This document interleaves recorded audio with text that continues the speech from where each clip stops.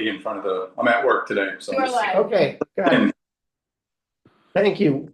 Yep. Good morning, everybody. It is all day today, the 5th of November, and we are no longer on daylight savings time.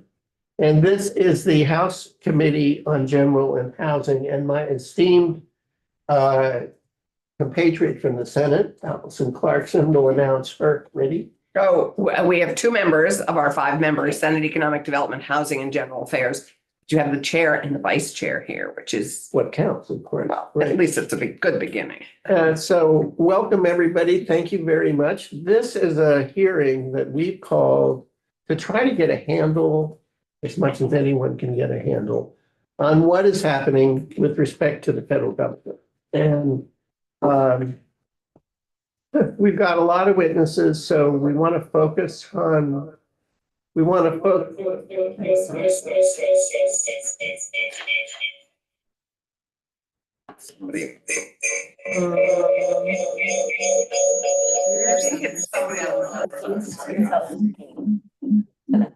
Kathleen.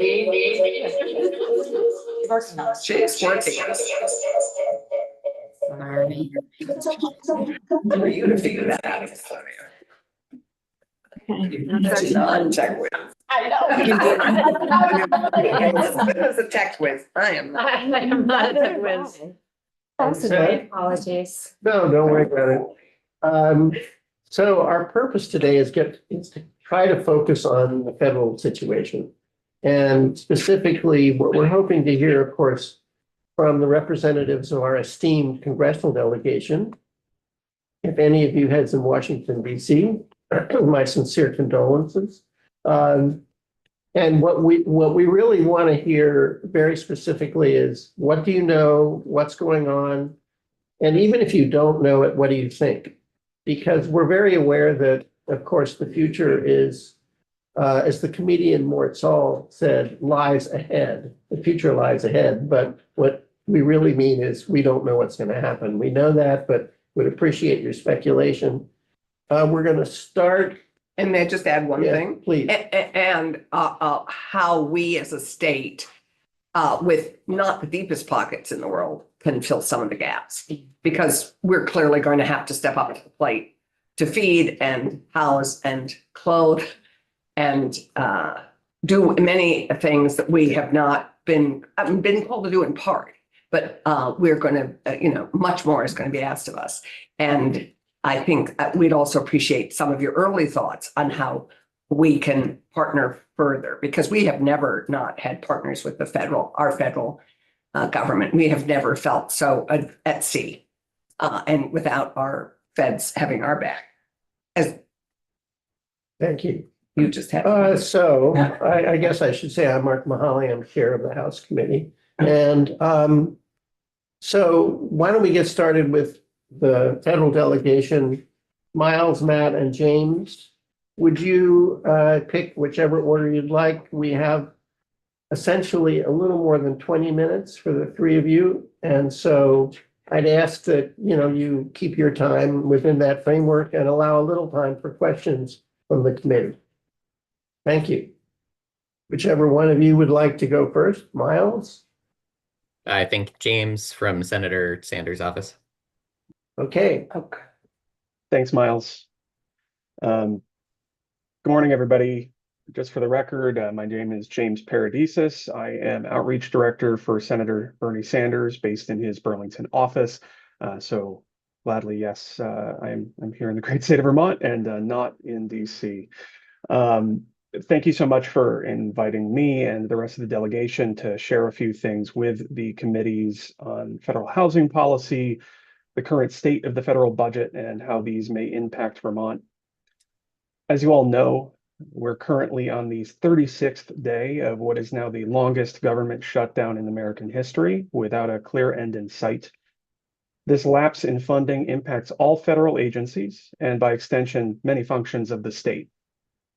Self-funded agencies like the United States Postal Service are least impacted, but the Trump administration has shown little regard for norms and has taken questionable steps to pay some workers, but not others, despite the instructions of Congress. This also means that the country, across the country, there are housing programs that are currently unfunded due to HUD's inability to distribute some grant funds. There's a great deal of uncertainty around HUD's COC funding, as they have indicated that they intend to cut funds for permanent supportive housing in the existing fiscal year 25 COC programs with a reissued Notice of Funding Opportunity, NOFO, despite these funds being previously approved by Congress. The shutdown has delayed any action at this point. Additionally, a group of Republican representatives are asking HUD to extend the FY25 grants, which expire in 26, for an additional year, calendar year 26, for an additional year given the compressed timeline for 2025. Senator Sanders notes that the cost of housing is having an enormous impact on many Vermonters, and it is on his mind as the shutdown continues. The senator is fighting for real negotiations so that we can prevent the doubling of health insurance premiums and so that we can protect the 45,000 Vermonters who are at risk of losing their insurance due to cuts to Medicaid. At a time when 31% of homeowners and 51% of renters are paying more than 30% of their income toward housing in Vermont, we cannot allow them to become further burdened due to soaring costs of healthcare. That is what this fight is about. Recently, Senator Sanders surveyed Vermonters about their experiences with housing costs and asked them to share those experiences. Most respondents, 51%, told us that they spend more than 30% of their monthly income on housing. And in the senator's view, with 16% of respondents spending more than 50%. That's unacceptable. And in the senator's view, instead of giving over $1 trillion in tax breaks to the wealthiest among us, we should be building millions of units of low-income and affordable housing across the country and in the state of Vermont. Vermonters desperately need this investment, and it is a major priority for Senator Sanders.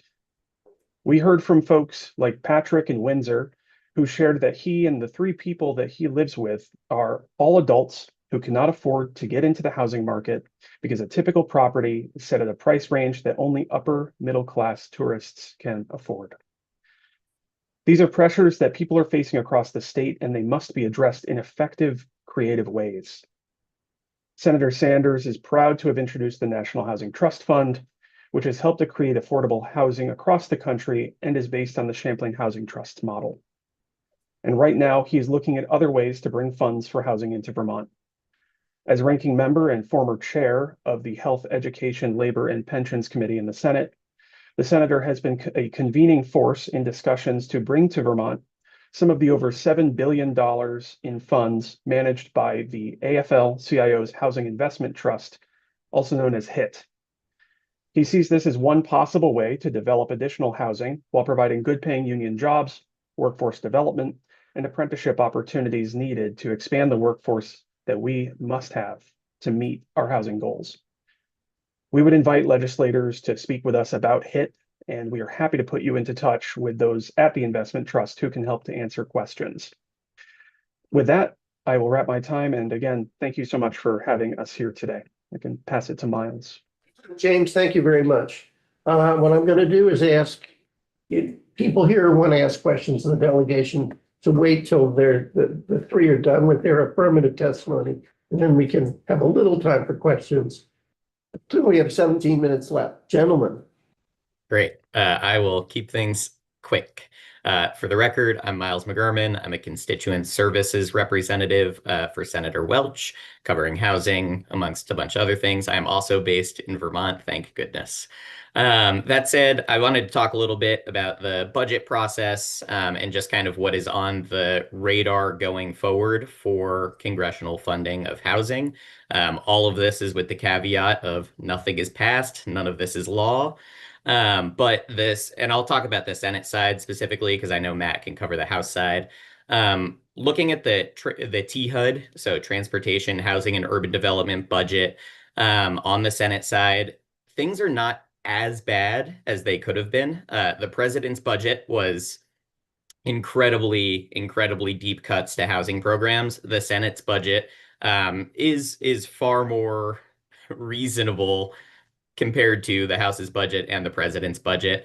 So I think that that's important to say. And, you know, right now it has not passed through the Senate yet, but I think at some point it'll either be a part of a mini bus package, so like a series of appropriations bills, or potentially a continuing resolution deal that gets us out of the shutdown. But that's just my speculation. Looking at the budget itself, I sent in some notes with all of this, but I'll just run through them pretty quickly. Thank you, Allison, for showing me that you have it. Megan makes all things possible. I love it. I love it. Great. So I can run through it pretty quickly. So as you can see, the top line number there, it's about a 3.1 billion increase compared to the FY25 budget. And it's about 5.5 billion more than the House's budget.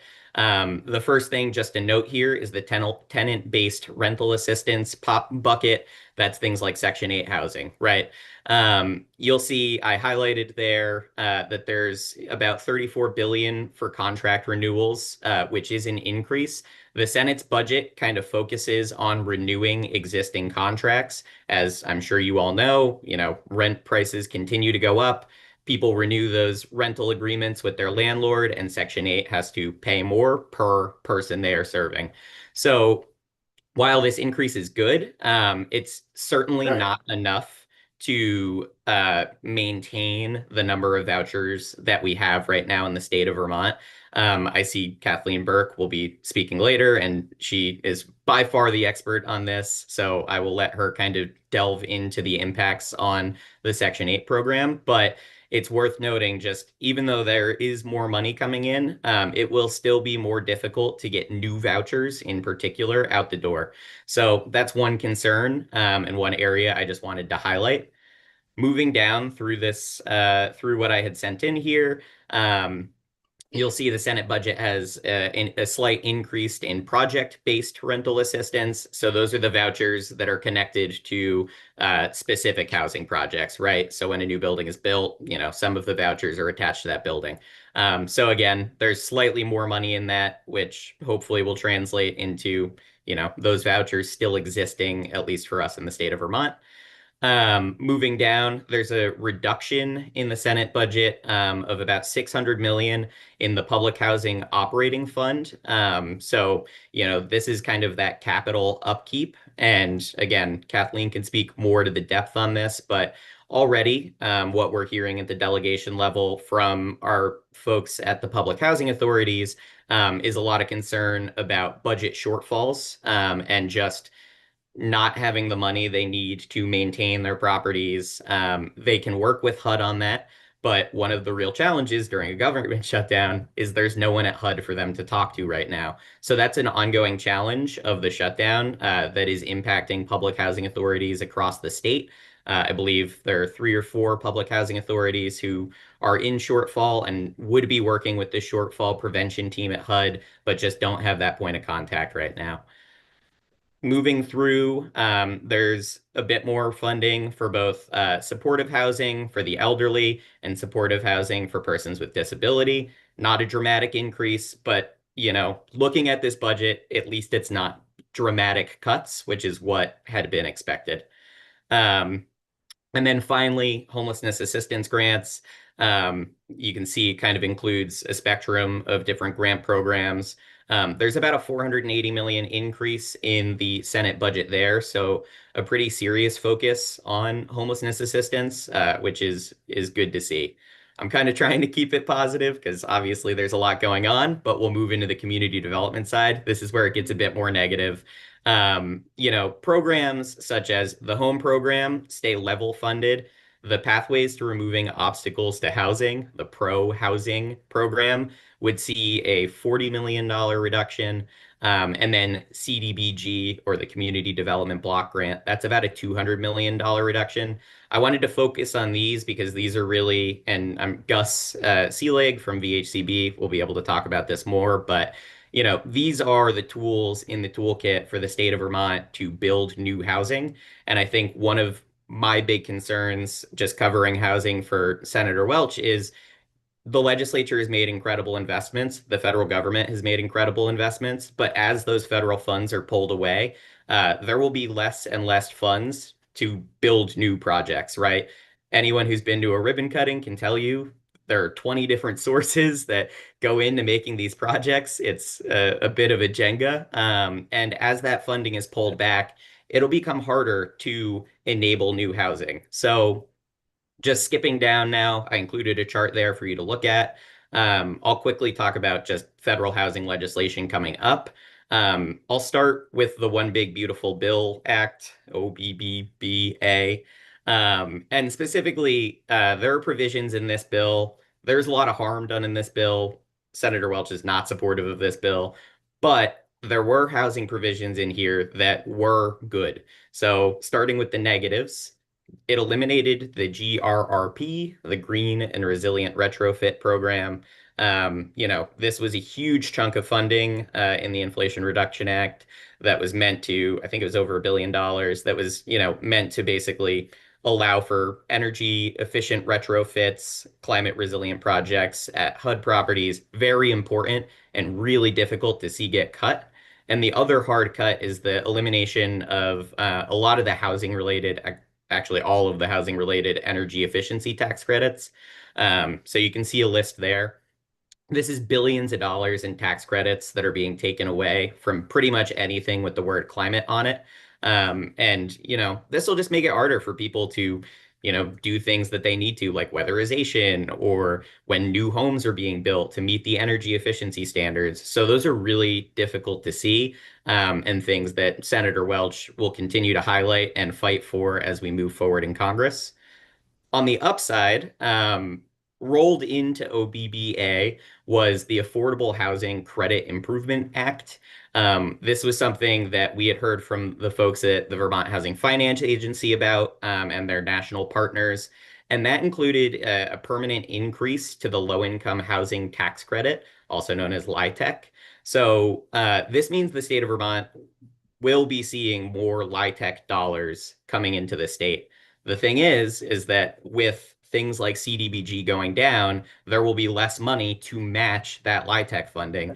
And so I think that that's, if I'm just speculating here, something important to focus on is as these other federal funds go away, we need something else. We need another tool, and we'll continue to fight for those tools. But, to really make sure that we are leveraging those LIHTC dollars and spending every single one of them that we can in Vermont. In there, you can see that Miles, I just want to let you know, we've only got about 7 or 8 minutes left. So if you want to wind up there. Yep. So the other bill that we're going to talk about is the Affordable Housing Credit Improvement Act, and Matt's going to talk about that one. But yeah, that's pretty much it. You can see everything else on there. Some good changes, some bad. And thanks, Matt. I'll pass it to you. Thank you. Yeah, that was great. Thanks. Thank you, Miles. Good morning, folks, members of the committee. Thank you for having me testify today on behalf of Representative Balint. I'm Matt Kent. I'm the Congresswoman's senior counsel, and I am in DC, and I'm envious of all the folks in beautiful Vermont on this call. Today, I'll give you a quick update on the government shutdown. I think my colleagues in the Senate offices have covered the waterfront on a lot of these things. I want to talk a little bit about the appropriations process and where we are, obviously focusing on the THUD bill in the House. And we'll also talk about a bill that recently passed the Senate called the Road to Housing Act, which I think gives us a little insight into what the future of housing legislation looks like, and there's some real positives there. Quickly on the shutdown, longest government shutdown in U.S. history. The last time we were in session in the House was September 19th, and it is now November 5th. Our friends on the Senate side have been a model of efficiency and legislative action compared to what's happening on the House side, which is usually not the case. The House Appropriations Committee has set its 2026 funding level, non-defense, $37 billion below the current 2025 levels. They've passed all 12 funding bills out of committee. 3 of those have passed the full House. This has been an extremely partisan process, different from the Senate. As folks likely know, the bills out of the House are, especially in this current environment, usually a total nightmare in terms of funding levels and partisan riders. It'll get over when it gets to the Senate. Those things usually come out and the funding levels get a little more rational. But I will run you through the current House THUD bill. Before I do that, I just want to touch on one thing. Obviously, the shutdown hangs over everything. You know, Representative Ballin, along with the senators, are here fighting for Americans' healthcare, Vermonters' healthcare. There's also a legal process issue that I think has really prolonged these discussions, and that has to do with impoundments and rescissions. Impoundments are when the government, the executive branch, refuses to spend money that has been appropriated by Congress. Rescissions are sort of the clawback. The impoundments are really causing trouble, at least on the House side, in the sense that the administration is saying that they have the power to not spend any congressionally mandated dollars, which is not constitutional. However, the Republicans on the House Appropriations Committee have not stood up for Congress's power of the purse and are writing appropriations bills with sort of like a ceiling of spending or a range of spending, which is not how you do it. That's causing a lot of trouble. A lot of trust is coming out of the process on the House side. I think Democrats feel that we can't negotiate when we don't even necessarily agree on how the appropriations process works or the fundamentals of appropriation law. So that is something I wanted to flag for folks and is really jamming things up on our end. Jumping to THUD, it's bad. Overall funding is about 5% less.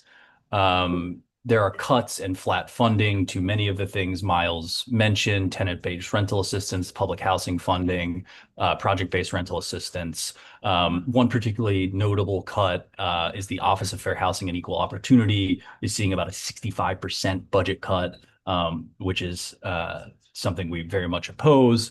And also on two programs that are very important to Vermonters in Vermont affordable housing, the HOME program and the Pro Housing program, those are completely defunded in the House THUD bill, just to give you a sense of what we're dealing with the Republican appropriators. That I will also want to jump really quickly to the Ag Appropriations bill. It does not contain a policy fix for the USDA rural housing issues related to Section 514 or 515. So that's something we're continuing to track, and we're disappointed to see the lack of action there. So moving quickly to legislation in the future, or that has passed the Senate, there's a bill called the Road to Housing Act.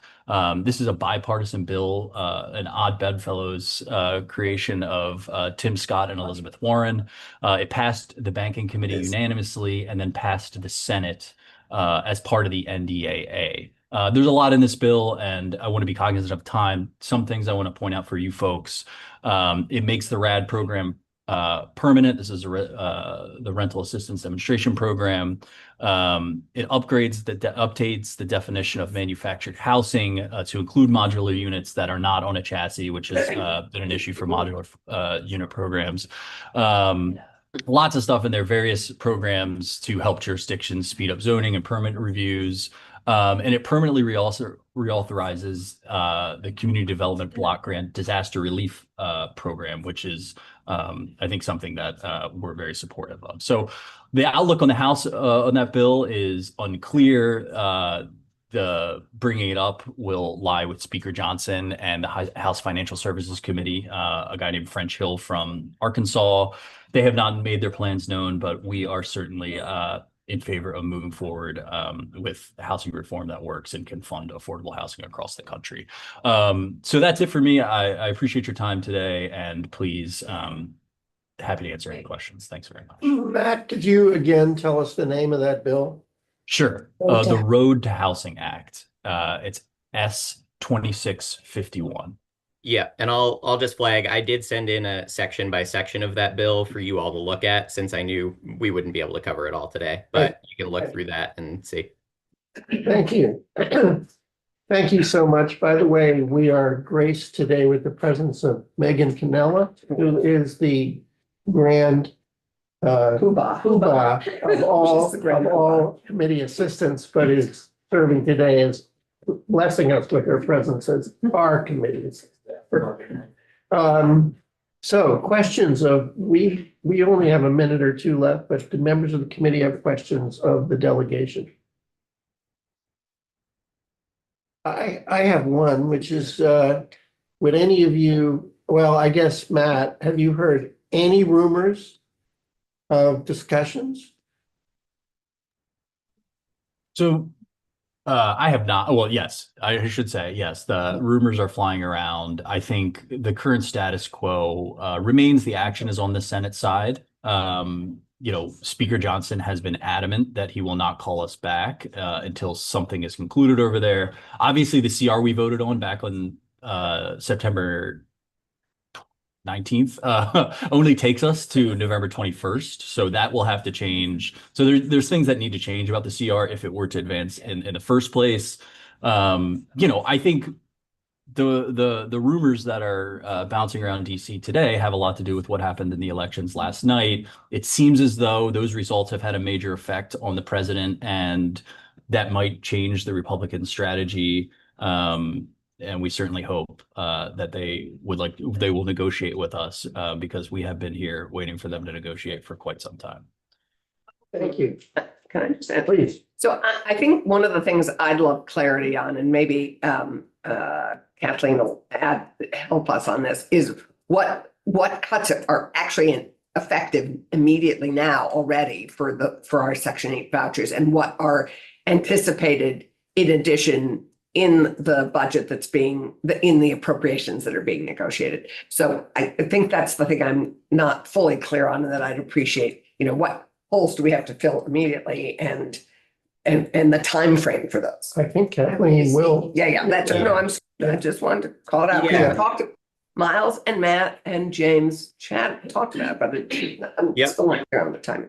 Yeah, Kathleen will definitely go through it. But, what's currently happening is basically the Section 8 program is kind of at its capacity, so to speak. In fact, a little bit over capacity. And so our current public housing authorities, when someone exits the program, so no longer needs a voucher, instead of that new voucher going to another family, it is just being shelved or taken away from the program, so to speak. That obviously is bad for Vermonters who need the vouchers now, but it also impacts the number of vouchers that our public housing authorities get in the future, which I think is even more dramatic. So HUD will look and say, oh, you only need, Right. this number is crazy, but 1,000 vouchers. We'll just stick you there when obviously the demand is much higher. But yeah, I'll defer to Kathleen for the rest of that. Yeah, thanks. Thank you. Well, gentlemen, thank you very much for your testimony. Much appreciated, and for your service. Particularly, are you guys being paid or not right now? I know Becca's We are being not. paid, but No. We are I not. believe you guys aren't. We are not being paid. Nope. Yeah, so thank you. You and air traffic control. We're really grateful for you navigating the planes on the ground. Thank you. Yeah, Thank thank you you, all. And I Thanks would be very much. remiss not to add, you can always come to any of us. Any door is a good door. As you hear things from constituents or businesses or nonprofits, whoever, please come and talk to us about it. We love hearing from you all. So thanks. Thank you. Seconding that. Thank you, Miles. And thank you, So everyone. now we are going to turn to the representatives of various state entities here. What we're really interested in is the size and direction of change in your federal support, and which funds are no longer available. And as Senator Clarkson said, kind of differentiating a little as to what losses are due to the continuing resolution, what losses are due simply to the shutdown, which I guess if it persists past November, the end of November, what does that mean? And if it persists beyond January 1, what does that mean? We have 8 witnesses listed, and we have 1 hour, so you'll forgive me, but I'm going to play timekeeper and make sure that each of you gets a chance to speak, but nobody speaks longer than about 10 minutes max. So first is Kathleen Burke, Executive Director of the Vermont State Housing Authority. Kathleen, welcome. Morning, thank you. Again, my name is Kathleen Burke. I am the Executive Director of Vermont State Housing Authority. Thank you for inviting me in and chatting this morning. I have prepared a couple of presentations for today. After speaking with Rep. Mahaly yesterday, I whittled it down. And after hearing this presentation this morning, I'm going to go ahead and sort of breeze through the presentation that I've created, touching on the highlights, so we can really save time for discussion. That sounds good. So again, I was asked to come in today to talk about federally funded housing vouchers and the impact that reduced federal funding has on Vermont's Housing Choice Voucher program. Again, I'm just going to touch on this slide. There's a lot of narrative. Sorry, Rep. Mahaly. Again, just a little bit of context for Coming across as the whip here. It's such a puppet. a little bit of context, and folks can certainly, I encourage you to read these slides, maybe. Thank you for this package. There's a lot of good information here and provides historical understanding to why we are where we are today. This slide illustrates the dramatic increase in the subsidy amounts that Vermont voucher recipients have received over the last 5 years. So you'll see down here in 2015, the average subsidy payment was about $600 per family per month. Over the past 5 years, you see this trajectory where the cost of a housing subsidy has just plummeted, just through the roof, just escalated through the roof. This slide illustrates that public housing authorities. Did I go too fast? No, it's just your slides are so tiny. Yeah. I'm sorry. No, it's great. It's We great. get it. Okay. Yeah. Yeah. Okay. You're just like Matt Burlington. Okay. So this slide illustrates that public housing authorities in Vermont are spending all of their budget allocations. And so if you focus on the budget utilization spent year over year, you'll see, I'm sorry, I'm a little too quick on there we go. The budget utilization spent year over year, you'll see that historically for the past 5 years, although there's been ups and downs, public housing authorities are spending all of their budget authority, which is the allocation that is granted to them from Housing and Urban Development on a year-to-year basis to support their voucher programs. Again, what this slide also illustrates, and I need to call it out, is that public housing authorities often have what we refer to as a housing assistance payment reserve account. And those are housing assistance payments that were not spent the prior year that are available to housing authorities to use should there be a funding shortfall during that next year.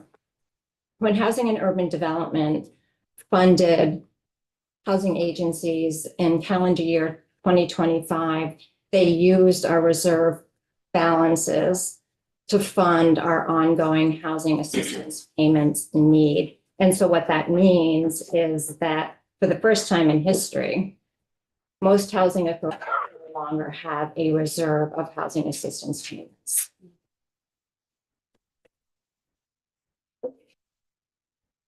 This slide illustrates, again, voucher utilization is the green on this slide. The black line is budget utilization, and you'll see in July of 2025, public housing authorities were spending 107+% of their budget to support the number of vouchers under contract. So what this means is that there are several housing authorities in Vermont that are in a shortfall situation, and we're going to talk about that. Again, I'm not gonna, this is sort of my mantra. I was talking about this in February. The realization of the anticipated funding cuts were memorialized in March, when Congress passed the fiscal year 2025 continuing resolution. So we're going to get down to brass tacks here. So this is the current impact, as we understand it for Vermont. And so this slide illustrates those public housing authorities that have an estimated subsidy shortfall for calendar year 2025. And then estimates the number of associated households that are tied to that specific shortfall amount. So let's use the Vermont State Housing Authority as an example. What this slide, I'm going to just go through what this slide means. Vermont State Housing Authority has under contract with HUD, or is authorized, if we have the funds to support these units, 4,495 vouchers. The number of vouchers, That's a UMA is a, unit months leased. okay. A That's a UMA, voucher. UMA is Unit months available. available, okay. So unit months available, and this is where it gets nuanced, and I'm sorry, I'm so, this is our lingo, and it's not everybody else's lingo. Unit months available are those vouchers that public housing authorities have under a contract with HUD. These are vouchers that public housing authorities competed for and were awarded. Okay. The unit months leased, or the UML, is the number of vouchers that public housing authority was able to lease with the funds that were appropriated to them. So UMA is really authorization, UML is budgeted. UML is budgeted. I don't know that I would necessarily agree with that term. Well, I guess it is. I mean, ultimately, it's budgeted. But the way that the funding formula works is essentially public housing authorities will receive an allocation of money depending on what Congress appropriates. Right. And then, Not budgeted, then it's appropriated. exactly. Yeah, So okay. the difference of 44 to 3,900 units is you competed to get and were awarded but not funded, and you were only funded for They were 3,900. originally funded, but what you don't, a longer presentation would allow me to get into the nuance of why we're only able to support 3,908 units. Yeah. Get to the Good. bottom of it. Yeah, Okay. yeah. All right, go ahead. I'm So- sorry, No, that's fine. It's a nuanced conversation, and the ask for to get through it in 5 minutes is a bit of a challenge. So for Vermont State Housing Authority, the number of units leased as of December 31st, 2025, what we anticipate at the end of December, will be 3,860 units.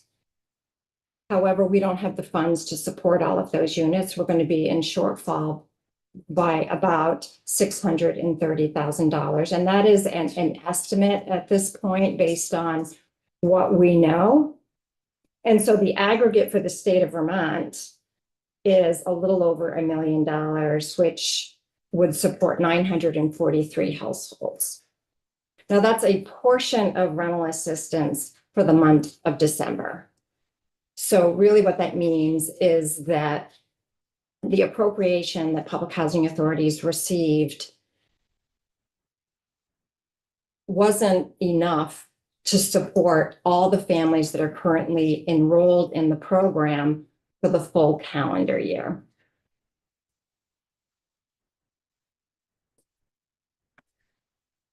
How will public housing authorities manage the calendar year 25 housing assistance shortfall? Participants will not be exited from the program at the end of the year. For December only, Vermont Public Housing Authorities have committed to making a one-time investment using other resources to cover spending shortfalls. Public housing authorities are using a reserve account as an administrative reserve account that they can use for housing assistance payments, and they're going to make that commitment to cover that shortfall, a little over $1 million in aggregate, to continue to support those 900 plus families through the month of December. Without federal appropriations bill, public housing authorities will not be able to pay housing assistance payments beginning January 1, 2026. Now, we talk about what is the investment that would be needed to fully fund public housing authorities' federally funded Housing Choice Voucher program. So I'm going to draw your eye to some important data points on this screen, and happy to take questions. So again, that first column is the number of authorized vouchers. Those are the vouchers that public housing authorities competed for and were awarded over time. The second column are those vouchers that are in use as of December 31st, 2025. The third column that's highlighted are the unfunded vouchers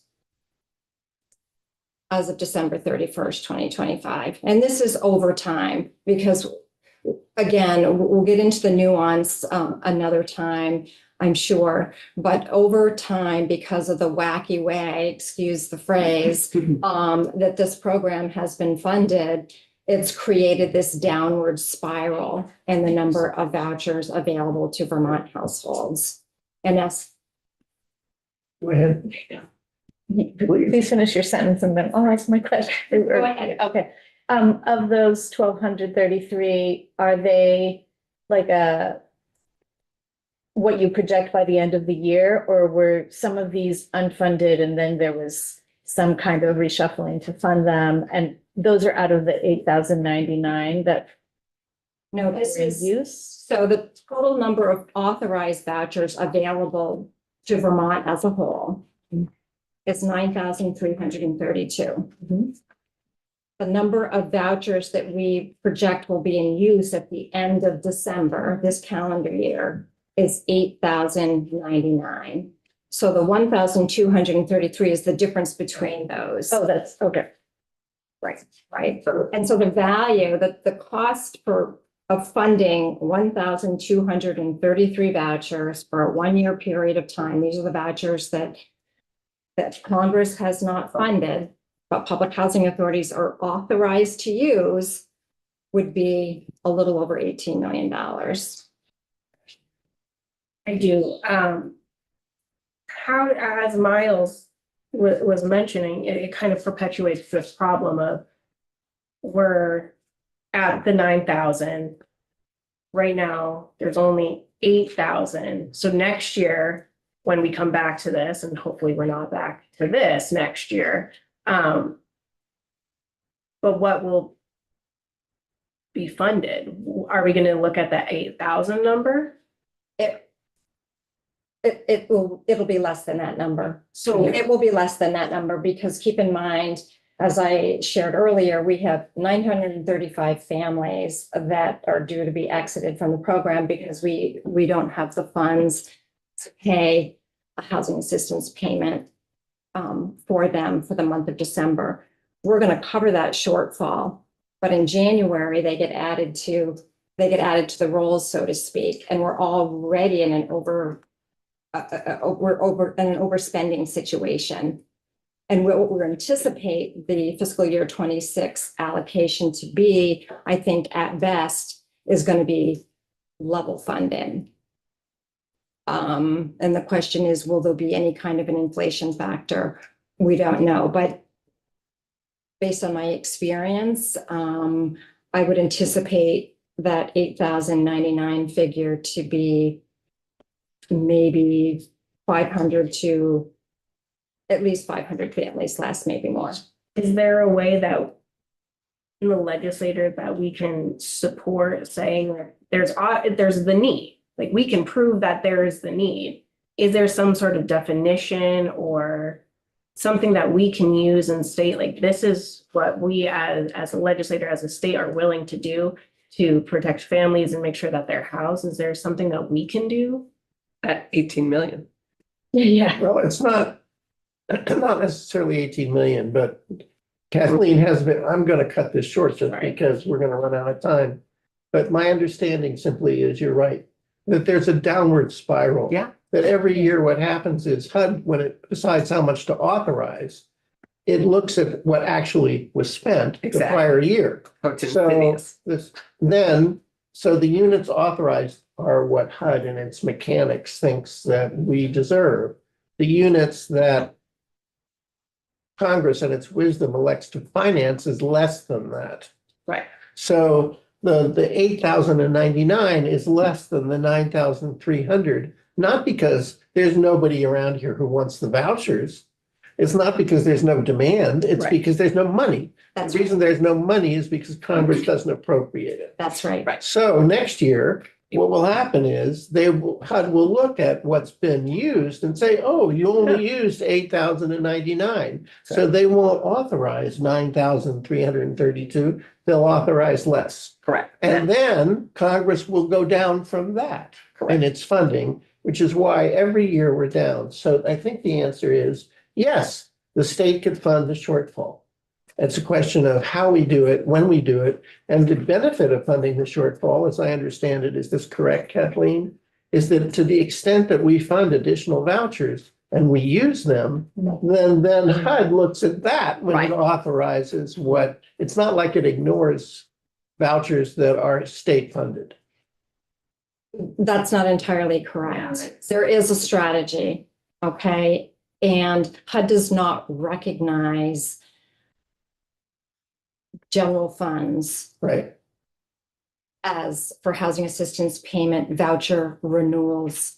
What they do recognize and allow is public housing authorities most have an administrative fee reserve account. Now, these are earned administrative fees from prior years. Those fees are there to run their businesses, to pay their staff. Public housing authorities can elect to use those funds to support housing assistance payments. And those funds. Then can those come from the funds state. are eligible for renewal as part of their base Reserve fund. for the next year. Right. The reserve And fund. so the way that this committee can help and that the General Assembly can help is to compel housing authorities to use those administrative fees to support housing assistance payments for calendar year 27, and then agree to And then back reimburse over. those public Yeah. housing authorities so they're made whole. Thank you. That- Kathleen, I hate to do this, but I'm very sorry, but I don't want to cut the subsequent witnesses' time. Okay. But I do want to ask, you listed here as Elizabeth Bacon, also from the SHA. Are you speaking for both of you, or is, Yes, I am. okay, thank you. You're welcome. Kathleen, thank you so much. And more to follow. And we appreciate your written testimony and we'll look at it. Please reach out with questions. Yeah. Thank you. So our next witness is Gus Feelig from the Vermont Housing and Conservation Board.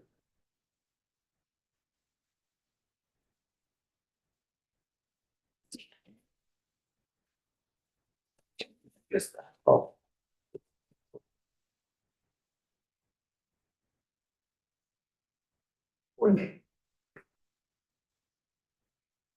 Can I just clarify one thing from Kathleen? Kathleen, can I just clarify one thing, which is the $18 million would ensure, at least at the moment, would ensure people not being displaced from their homes at the moment. No, the $18 million would be used to invest in the voucher program in calendar year 26 26.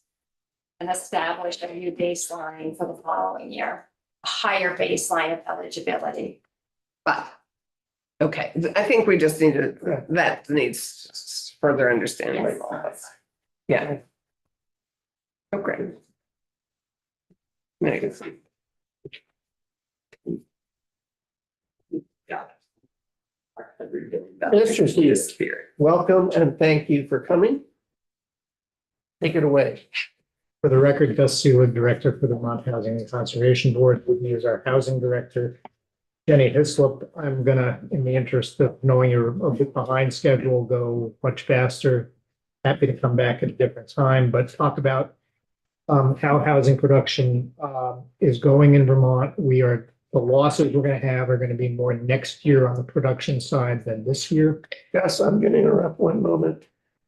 There is one chair, no, are all of our chairs are occupied here? Yeah, there's a chair here at the table. There's one chair here at the table, and also you're welcome, one person is welcome to just join the committee or two and just sit in the committee chair. Yeah. Alex, you want to just sit? You can just sit in the committee chair. We've been wanting to get you there for a long time. Maybe he has an announcement. Yeah, right, yeah. Just elected you. Everybody else. Gus, go ahead, please. But let me begin my testimony by saying two things. One is that it's not just about the housing dollars. It's about the cascading impact on people of modest means, whether it's cuts in SNAP benefits, WIC, the availability of legal services, Medicaid, all of that. We're going to have a more distressed population that we're trying to house who have access to less resources. Second thing I just want to say is it was my honor to get a call a few years back from Mary Miller, who was then a member of the VSHA board when they were doing their search. And I think what you have in Kathleen is probably the foremost expert, at least in New England and probably the country, not just expert, but creative expert about how to maximize rental assistance for Vermonters. A few years ago, our biggest problem was that we had certificates and people could not find housing. That's still the supply issue is still front and center. But if we have, and this will become clear in the presentation I give you, if we have many less vouchers, moving people from being unhoused into housing, it's going to become nearly impossible. But for a few circumstances. Just briefly, a little tiny bit of good news. This is a neighborhood in Shelburne that opened this summer, 94 units altogether, including 26 permanently affordable condominiums. The people who got to move in included employees at Wake Robin, chef at Shelburne Farms, a nurse, a teacher, and a state trooper. So we're trying to do the workforce work you want us to do. The role of federal funding speaks to the three-legged stool. Services are a part of it. One of the things that happened this year was the cut to the AmeriCorps program. We provide AmeriCorps members to many of the organizations that provide services to people who are unhoused. We were able to win that fight and restore that funding. Project-based vouchers are supporting people, but they're also supporting financially new development when they are project-based. It lets people borrow more and use less soft debt, permanent subsidies. So it's important to capital as well. There's three kinds of, a number of programs that we use. Alex will speak to the Community Development Block Grant, but we administer the Home Block Grant, the National Housing Trust Fund, and a lead paint program. I'm going to skip over that slide. But what has happened over recent years has been, you asked us in statute, make sure 1/3 of the apartments we were building went to people who were unhoused. We exceeded that goal, and across the pandemic, got 1,900 people into housing who were not housed. And that has huge impacts in terms of the state budget and general assistance program. To get it more down to a more granular level, the average tenant income that we're seeing for the rental part of our work, people are earning an average income of $19,000. A lot of that are people who are retired or disabled. If you're a disabled person in Vermont getting SSI, you live on $12,000 a year. So for that $19,000 a year person, they can afford $475 a month. The tax credit program doesn't provide rental assistance, it provides capital. It provides that we should house people at 60% of median. Therefore, the rent would be $1,173 a month. So the way that somebody at $19,000 makes it is either they're using 2/3 of their income to pay their rent, or they get a voucher. And what the voucher does is to make up the difference between, lets them pay $475, and the feds, through Kathleen's programs and the local housing authorities, pay the difference. So, and as Kathleen said, the cost of that program goes up because the more fair market rents go up, the more expensive that program becomes. Because otherwise, why would a landlord take in a voucher if he can get a higher rent from somebody who doesn't need a voucher? Impact on development and homelessness. We have 3 projects that had commitments for 22 project-based vouchers, and that was going to let them borrow $1.3 million. Those vouchers went away as things shrunk. The projects include a total of 92 apartments, where we set aside a pool of funds to deal with things like supply chain interruptions, changes in project costs, appeals, and so forth. We're going to fill that gap, but it means less capital to build units because we're filling the gap caused by the loss of rental assistance. So this is not just a problem for tenants, it's also a problem in terms of how much supply can we build. We're going to build less if there are less tenant-based vouchers. So as I said a minute ago, the notion of using the funds that were set aside for GA or taking funds from the rainy day fund so that it rains a little bit less here, I think is a really wise thing for you to take a deep look at. I'm just going to say, as somebody who's been around the building a long time, you might say, well, let's do this in budget adjustment. I think one of the things that, as I understand it, and Kathleen, correct me if I'm wrong, so take a risk about making a statement. The earlier you do this in the session, provide some support for the proposal she's just made, the bigger the impact will be.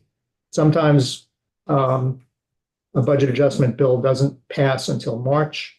Some years you never pass a budget adjustment bill, you just gets wound into the budget when. So I hope you might consider working with the Health Committee, the Human Services Committee, and think about a standalone bill that can pass very early in the session if this is something that the body thinks both bodies think has merit, because it's going to help us in the long run stabilize what we're getting from the feds and stabilize housing for people and let us get a few more units built. Capital, and the congressional delegation spoke to this some. The home program was zeroed out in the House budget. Senator Collins, who chairs the Senate Appropriations Committee, has been a strong supporter of housing. In the past, we're part of something called the New England Housing Network. We've met with her staff many times over the summer and fall. The Senate budget will keep the home block grant in place. So we'll see whether, if there's a budget or a continuing resolution, we should be okay. If there is not, I can't tell you what will happen to the home block grant, but the fact that it was looked upon so poorly on the House side is a big problem. And when you think about how much we spend on housing, this $6 million adds a lot of capacity.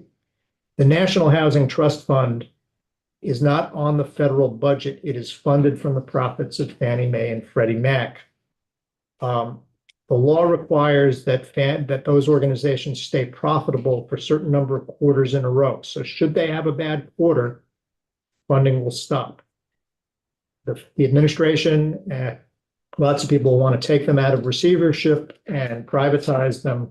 And I just can't speak to what will happen at that point. But I would say that this has been a steady funding source for many years. It may go away. The other thing you need to know, and Alex may speak to this in terms of the community development block grant, is these programs have all state minimums. They had the same all state minimum in 1991 when the home block grant came into law. So our purchasing power from its federal assistance has gone down. Senator Clarkson, I'm going to disagree with you about one thing. Only one, which is we've been here before in the 1980s when the federal government eliminated the Section 8 new construction and substantial rehab program, and that meant an 80% reduction in resources available for housing. So we've faced this before. That was exactly why the legislature created the Housing and Conservation Board. And a piece of my message to you is, at least until Congress and the president take a different view of this, the state is going to need to step up more again, I think. Yeah. Did I say we? You said this was the worst time ever, and I did. I don't think I In said terms that. of, in terms of the abandonment of the feds, Oh. I'm just saying in Oh. terms of housing, Yeah. no, they've abandoned us before. Yeah. But Not the not first since time. I've been in the legislature. No, that's right. That's So true. since I've been here, Yeah. this is. Yeah. And since I'm older than you. That's not by mine. That's we've established. But yeah. Okay, we do have to move along here. Okay. You want to allow, unless Jenny's ceding all her time to you. Jenny's just helping me here, so we're gonna. Support.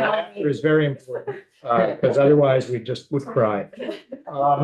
Our congressional delegation has been very effective at getting congressionally directed spending for housing. Yeah. And that's been really vital, but that only happens in years that there's a budget that passes. It doesn't happen just by way of a continuing resolution. The delegation is seeking $12 million directly for VHCB. They're also, it's not up there, seeking another $5 million for the mobile home initiative that they funded in 24 and the shared equity initiative as well. So if there's a budget, there's a good chance that some of those dollars will come. If there's a continuing resolution, not this year, that's why there wasn't any in 25. It's because we passed a CR and not a budget. New policy requirements. I can't speak to how this will impact us, but this is new language in our agreements around the immigration issue. And fundamentally, if a household has somebody of mixed status in it, we're now obligated to check on that, check on whether their status is legal or not. And if they're not here legally, then those federally funded units can't go to that person. So that's going to be a big change. We don't know what the system is going to be that they're asked of us, how much burden will fall on us at the state level, or how much that burden will fall on individual providers to document. And that probably will have an impact. It affects the CDBG program, as I understand it as well. There are 14 rental developments around the state that are under construction right now, 1 home ownership development and 2 mobile home community developments. All underway. We were concerned in September that with the shutdown, maybe the checks would stop flowing. So the good news is that the portals at HUD have stayed open. The feds so far are continuing to honor those commitments, but they are from prior years. We also, and a shout out to Alex's team, got HUD to sign the grant agreements for home and the National Housing Trust Fund for fiscal year 2026, the current year that we're in right now, so we're in good shape that way, but that could change. And just flash through, this is housing for people with no actual disabilities under construction in Randolph, 104 project. The long-awaited Putney project that had 2.5 years and 2 trips to the Supreme Court is under construction. We broke ground on our 3rd development up at Cambrian Rise. It's Wellington, 40 more apartments. Just took this wreck of a building in partnership with the Central Vermont Refugee Action Network and rehabilitated it for 4 new American families that opened this summer. And in the TIF district in St. Albans, 33 homes for elderly opened a few weeks ago, completely occupied. We are 150 of the 270 units built in the TIF district there. So thank you for the CHIP program. We hope we can do more of this, but I think speaks to the importance of the partnership, not just to do infrastructure, but the need for public funding that then is also helping generate private investment in those circumstances. So with that, I'm happy to answer any questions you have, but I go back to what I said a few moments ago. I think Kathleen's giving you a great deal of wisdom here. I prefer to come in here and say, we need one-time money for production, and we do, but we can't move the most vulnerable Vermonters out of motels and shelters and the woods without rental assistance for the most part. Committee questions, either committee? Gus, thank you very much. Jenny, it's a pleasure having you here. Our next is Maura. You're Chad is here. She's here. Oh, is she here via internet?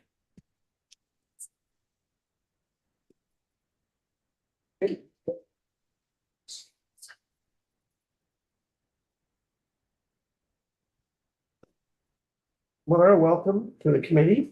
No. We are a little short on time, just letting you know. Good, I'm gonna be very fast. And of course, we're focusing on the feds and the impact of what's happening at the federal level. Hi, everyone. Good to see you all. So many people. I'm Maura Collins. I'm the Executive Director of the Vermont Housing Finance Agency. And I'm here with some good news. There's a lot that's been happening, and I appreciate all my colleagues laying out the status of everything. One thing that passed in HR 1 was an increase to the federal housing tax credits. Some of you who hear me testify regularly will remember that there are two types of tax credits, and both of the types of tax credits have been affected. So there are 9% tax credits and there are 4% tax credits. And we would need far too much time for me to explain the nuances and differences there.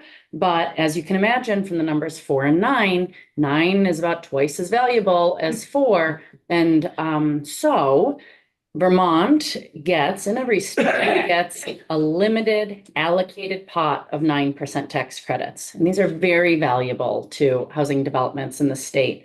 And this is where we see some of our most mission-rich community development projects in the state use these very valuable 9% credits.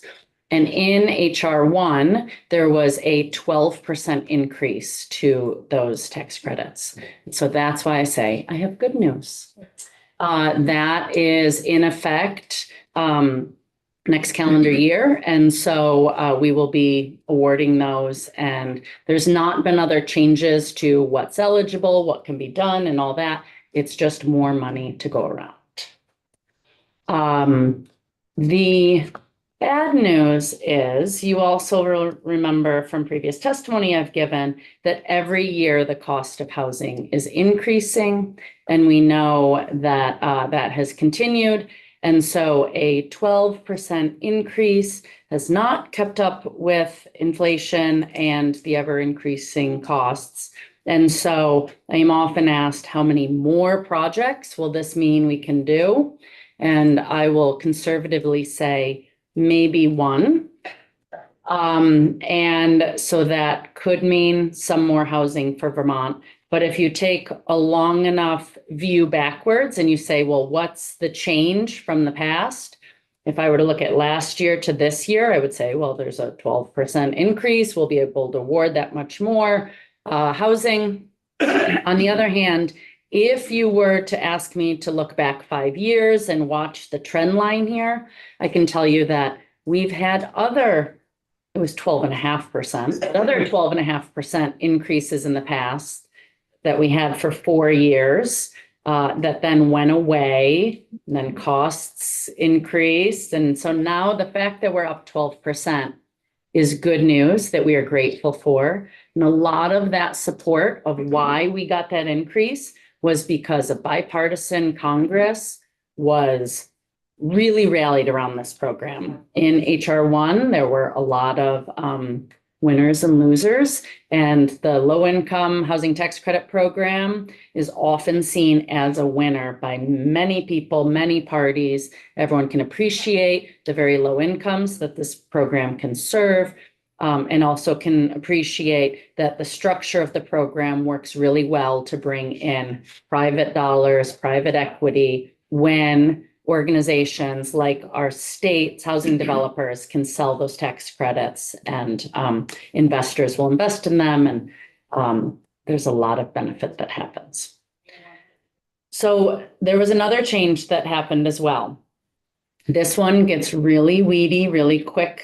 And so I will jump to the last page of the book and tell you that this next thing I'm going to explain, I don't think will have a tremendous impact for Vermont. But what happened was affects the 4% tax credit program. The 4% tax credit program is an automatic credit. You don't, it's not an allocation from the feds. It is something that developers have a right to these tax credits if they do certain things.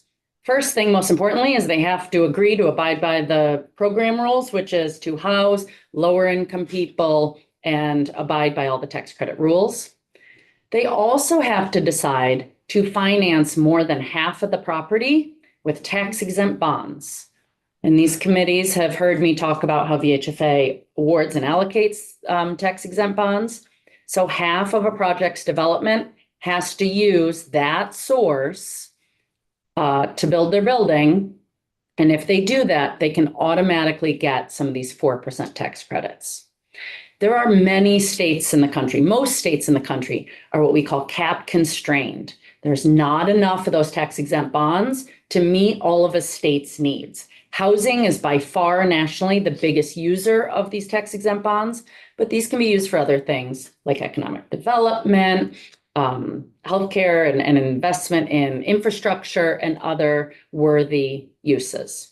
And so because more and more states were cap constrained and they needed to use up so much of these tax exempt bonds to pay for half of a housing development in order to trigger these credits to happen, there was a lot of advocacy that we should lower that bar. Maybe not half the project get funded, but they decided only a quarter of the housing has to be funded with these tax exempt bonds in order to trigger the 4% tax credits. So that means a lot of states can spread the tax exempt bond awards around to more developments. More developments will be eligible for 4% tax credits. With less money. No, not with less money. Okay. They just have to, I mean, it's still gonna cost $10 million to build a building. It used to be they had to get at least 5 million of it had to be tax exempt financed. Now only 2.5 million of it has to be tax exempt financed. Now, they still have to finance that building. It's not lowering the cost or anything else, but more projects could be awarded these tax credits as a result of that lowering of the bar. Vermont, we've talked about, has not been hitting its cap. We have authority left. You all have been making major investments in housing so that you could make this 4% tax credit program work more often. And it's been a great resource that we've been able to use more and more. And so I do anticipate that there are housing developments that may not finance half of it with tax exempt bonds and instead use just 25% and find other sources instead. But I don't anticipate that there will be more projects receiving and using 4% tax credits because as of what I'm hearing from developers today, it still is a limited pool of developers who know how to work with tax credits, who are savvy enough to follow these IRS rules, who are interested in jumping through all the hoops of housing folks in the way that the tax credits require. And so I'm not sure that Vermont is going to see a big market change as a result of this. I do think that projects will take advantage of it for the financial reasons that a developer could explain to you why they choose to where they get their debt from. That's a project-based decision based on the numbers of that deal.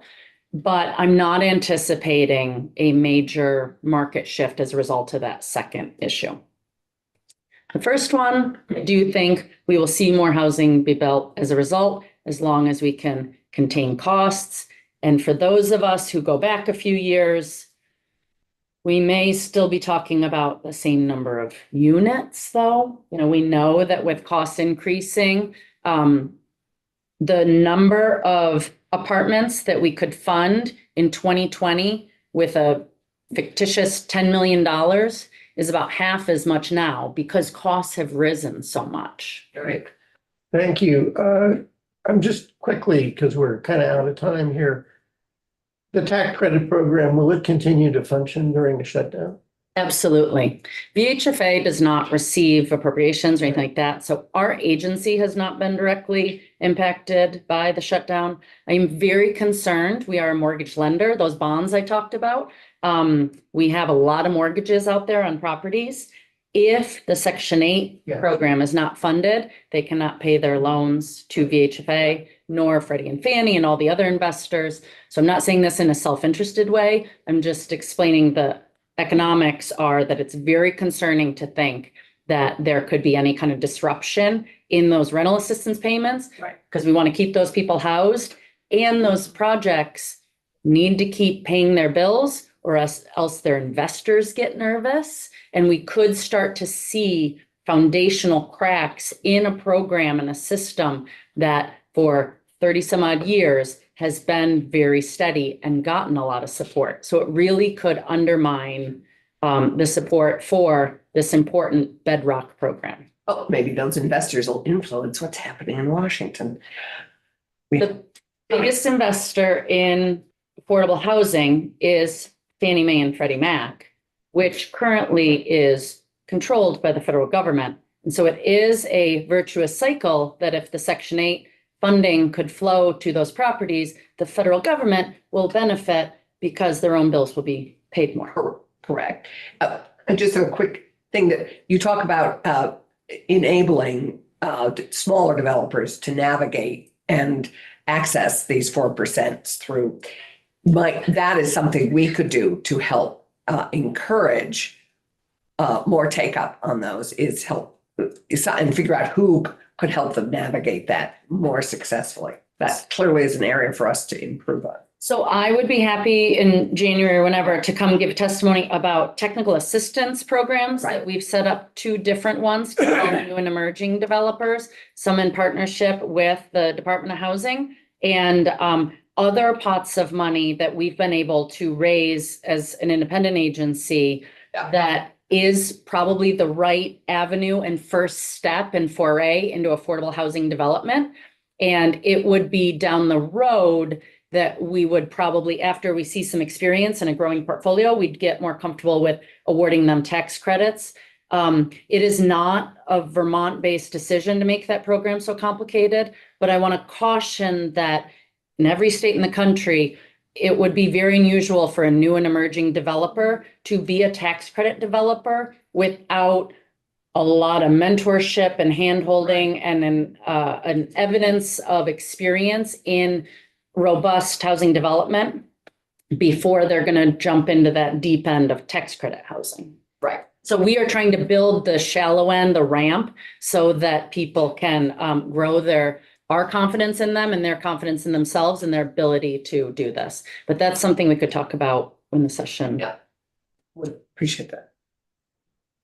Thank you very much, Mara. Thank you. Alex, you're next. Alex Carroll, Commissioner of Department of Housing and Community Development. A new dad. And Nate, are Extraordinary. you going to join Nate and Larry joining him? If I could. Oh, great. All right. Just like Jenny and Gus. Thank you, Mr. Chair and Madam Chair. Yep, Alex Farrell, Commissioner at the Department of Housing and Community Development, joined today by Nate Formulari, Deputy Commissioner at the department. I can be fairly brief as well, because I think the headline today is really to focus on housing choice vouchers and project-based vouchers, the Section 8 program. I also just can't help myself. I also have to heap on some praise for Kathleen Burke. I happen to be on the board at VSHA and have seen her up close. She's incredibly knowledgeable about the Section 8 program and how to be creative. So we have a huge asset in Kathleen. So, just to state that this group of folks coordinates constantly, both formally and informally. So, the various housing entities, we do keep each other posted. So we consider the impacts of various federal actions on each other's programs and on our own programs. So I'll start by talking about VHIP. I think beyond what you heard from Kathleen, there's really no news on VHIP, whereas unit production is going to continue as it always would. The impacts will be largely on folks coming through the coordinated entry process that rely on those vouchers to get into those units to pay their rent. So that's the consideration. At this time, we haven't seen any issues with occupancy, but it's something that we're going to have to monitor because it's likely going forward that we could see issues there. Right now, there's nothing to point to or no issue to look at. But we have renters, you can use Section 8 vouchers. Right. Some do, some do. Mostly it'd be the coordinated entry. Yeah. Not so, what, it's a lower percent. It's not that big a percent, right? In terms of how many are coordinated entry No, tenants, how many are use section? how many use vouchers? I don't know the exact percent, but most who use the coordinated entry, so most of our 5-year units, which is a pretty good percent of the portfolio right now, many of them, if not all of them, would use these vouchers. Of the rest of the portfolio, some of them, but a pretty small percent would use these vouchers. But it's not exclusive. So that's VHIP. I'm going to hand it off to Deputy Commissioner Formulari to talk about the Vermont Community Development Program, which is CDBG as well as CDBG DR. I'll just make passing mention that all of our programs through the Department of Interior, National Park Service, or historic preservation programs are uninterrupted. We are able to make draws. I mention that because occasionally those sources do come into projects, and some of the developers would tell you that there are ways that they use those credits and those.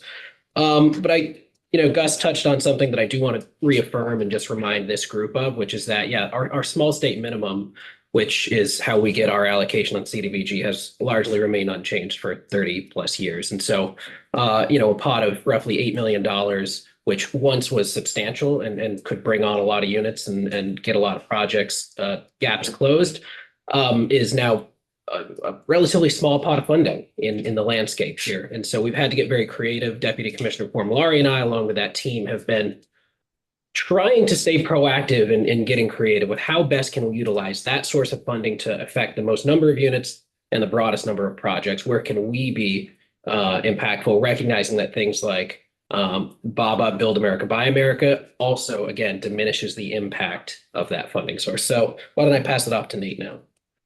Yeah, sure. I think the headline for what I'm going to say today is that we're in good shape in terms of where we're at with HUD and our grant agreements and our ability to draw funds.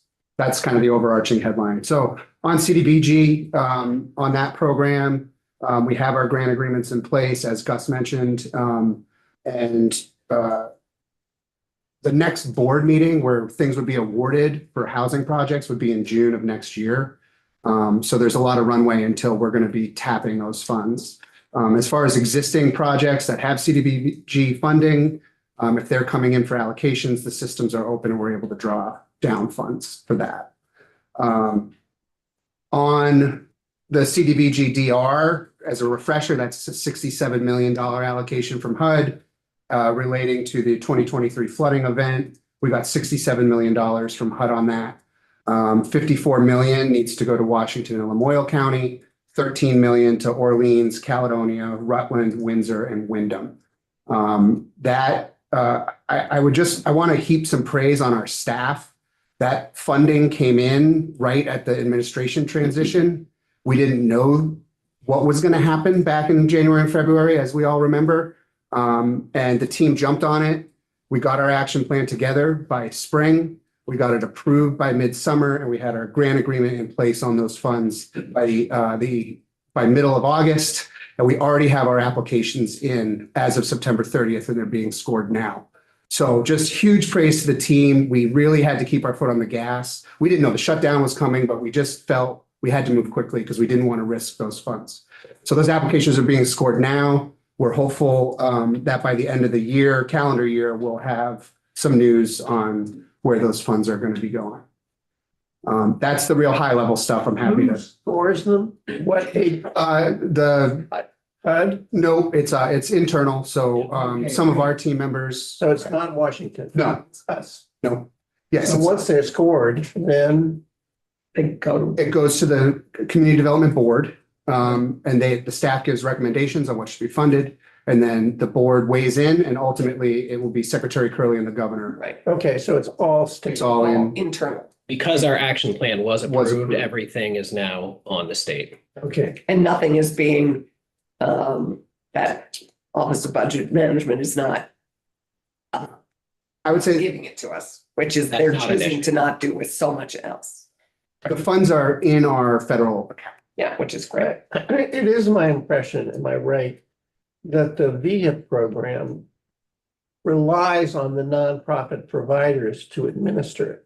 And they, if there's a Section 8 collapse, I mean, we'll hear more about this in a few minutes. I assume if there were a real Section 8 problem, they would begin to lose staff and they would begin to lose the ability to administer that program. That's right. Yeah, our 5 home ownership centers. And what I'll say is I think, in large part, there's a lot of crossover between our scattered sites program, which is an aspect of our CDBG that we've chosen to invest more in. There's some good crossover between the work that the staff at the home ownership centers do on that, the scattered sites investments, and with VHIP. So those two things support each other, but more broadly, yeah, I mean, the Section 8 program helps maintain the income for the portfolios of those entities. Right. Questions, committee? Well, that is Great, good news. gentlemen, thank you so much. Our last witness, But I will point out that is not our that is not our VHIP ask for the year. No, it's absolutely not. We'll be back. Our VHIP ask for the year. actually, wait a minute, Alex, don't go. Am I right that there is some large program out there I heard about, federally funded program that has to do with health and has an element of allowing health reconstruction of units for health workers? Oh, right. So what you're referring Is to this real? well, application has not yet been submitted, but there's sort of two pieces to this. So this is the Rural Health Transformation Program. It's a federal program through USDA. An application will be submitted. This AHS is in the lead, but we are working on the application with them. Details of that I probably can't get in front of the administration on, but just to say we are looking at ways that beyond the initial 100 million that will be coming to the state, there's an opportunity for substantial funding beyond that. We are trying to find a creative way to build into the application funding that could support housing, largely to support workforce growth in the healthcare industry. Healthcare, which would be fabulous. Thank you. Okay, you have- more to come. USDA? Yes. Okay, thank you. So I'm happy to chat in more detail at a later date once that application is public. When is that application? What do you think the timing is on that? Do you have any idea? Well, I want to say this month the application's due.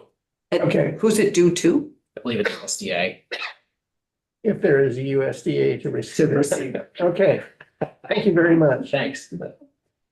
Our last witness in this group is Kevin Loso, who is the Executive Director of Rutland Housing Authority. Kevin?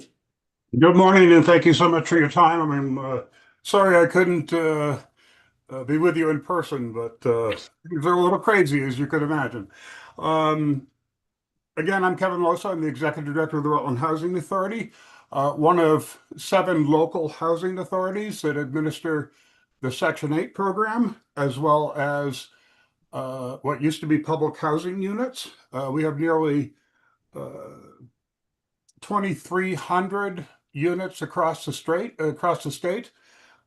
We house primarily people at or below 30% of area median income. So this is a very deep subsidy program that serves some of Vermont's most at-risk individuals and families. Earlier, the rental assistance demonstration project was mentioned. The RAD program has been around for about 10 years, and indeed, almost all of Vermont's local public housing authorities have converted from the old public housing program to the RAD program. And what that means is that those nearly 3,000 units are dependent on Section 8 project-based subsidy. So that's an added complexity that we're dealing with. Certainly, if we're left with the decision of either filling our units or issuing housing choice vouchers out in the community or project-basing additional vouchers to other organizations, we have an obligation to keep those units full. Just to follow up on what a couple of other folks said, on a local level, we currently project-base 38 vouchers within properties at Cornerstone and in the Hickory Street housing development here in Rutland. In addition, we have 18 vouchers which are slated to roll out, both of which would be in Cornerstone properties. Currently, we do not have the funding to fulfill that initial contract. With Cornerstone, we are working diligently to make certain that at a minimum, the Maple Village project in West Rutland will receive their 10 vouchers in order to make that project cash flow. Finally, I want to talk about transitional housing, a component of, again, what was discussed earlier.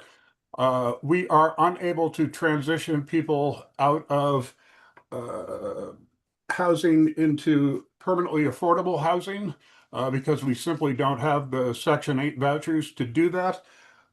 We have a property called the Rutland Area Bridge Housing that consists of 8 units. We're fortunate to have partnerships with 2 organizations that support a total of 5 of those units. But the 3 units, which primarily come off of the coordinated entry list, between the fact that there's no medium-term rental assistance available for those units, which puts us in an immediate concern around sustainability. And then that's aggravated by the fact that we could not possibly convert those units to either Section 8 Housing Choice Voucher or Section 8 project-based vouchers, because again, we don't have the subsidy that would enable us to issue those new vouchers. I too want to thank Kathleen Burke for the extraordinary job that she did in putting together her testimony. Her numbers included the housing choice voucher programs, housing choice vouchers that are administered on the local level.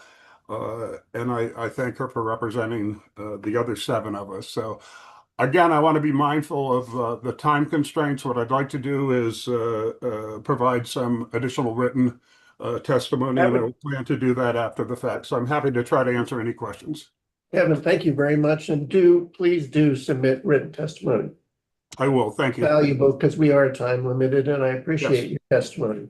And we'll look forward to seeing you later this month at Maple Street or Maple Village. Maple Village. Likewise. We have a break. I'd like to take a break, and instead of the 15 minutes on the agenda, I'd like to encourage people to please return by 11:15, maybe let's say 11:17. Hell, let's give you something. Yeah, okay, and